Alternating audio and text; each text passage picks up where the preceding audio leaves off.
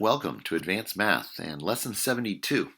And I wanted to do this one this way because this lesson is fairly important and not quite so intuitive as some of the others. And rather than waiting until we meet again, I thought it would be good for me to go ahead and just explain it to you this way. Hopefully you can get it. It's not hard. It really isn't a hard lesson. It's just, you just need to get it clear in your mind. We're looking at triangles. Now you're used to working with right triangles and sines and cosines and tangents. And Pythagorean theorem. And with those techniques, we can learn all about a triangle if we know just a couple of parts. Well, what about an oblique triangle? An oblique triangle is defined as one that's not a right triangle. So either obtuse, like they're on the left, or acute, like the one on the right. Either of those are considered to be oblique triangles. Can we figure them out? And the rule is, if you know one side, you have to know the length of one side. If you know any two other things, then you can figure out the entire triangle. So all you have to have is three parts, one of them a side, and then you can find out everything.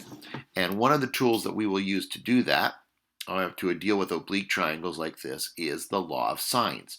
We're going to learn the law of cosines in a couple of weeks.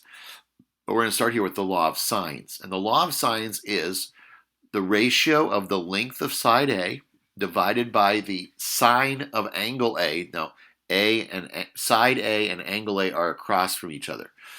So the length of side A divided by the sine of angle A will be the same as the ratio of side B over the sine of angle B, which is the same as side C over the sine of angle C. Let's see how this works in practice. That's just a matter of ratios. You can split them up. You can do any of the ratios, kind of like doing similar triangles, actually.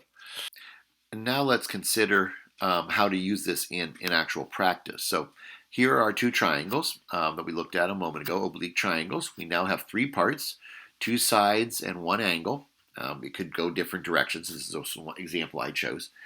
And let's see how the law of sines works. So we're going to start here with 8 over the sine of 30 equals 15 over the sine of C.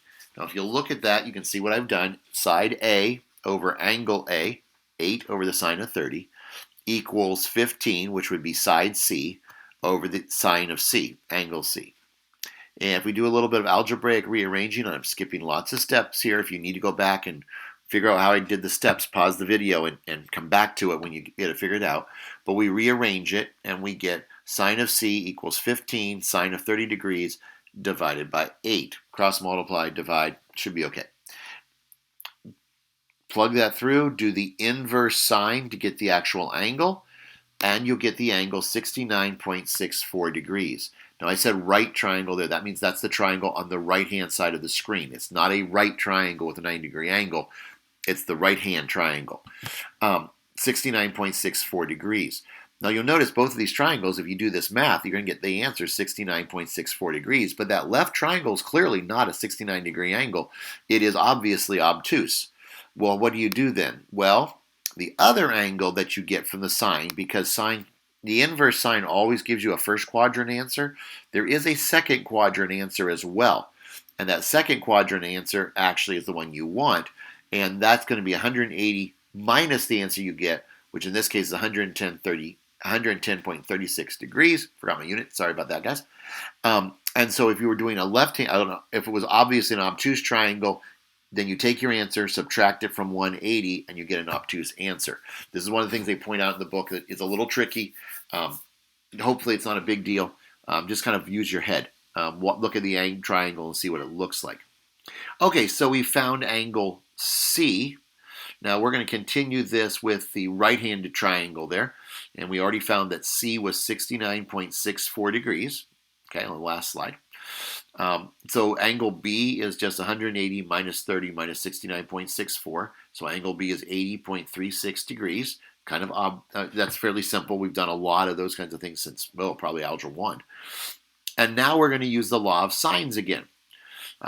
We can't use Pythagorean theorem here because it's not a right triangle. So we'll use the law of sines again. So 8 over sine of 30, that's A over sine of angle A like we did before. And now we can do B over sine of angle B because we now know angle B. And we rearrange that one, and you get 8 sine of 80.36 divided by sine of 30. Forgot my unit again, I apologize. And you get 15.77 units for side B. Okay, so this is almost a isosceles triangle. Anyway, so that is how you do the law of sines. And so I hope this helps you as you go on and do your lesson. Good luck, have a good day, and I'll talk to you again whenever I get a chance to see you guys.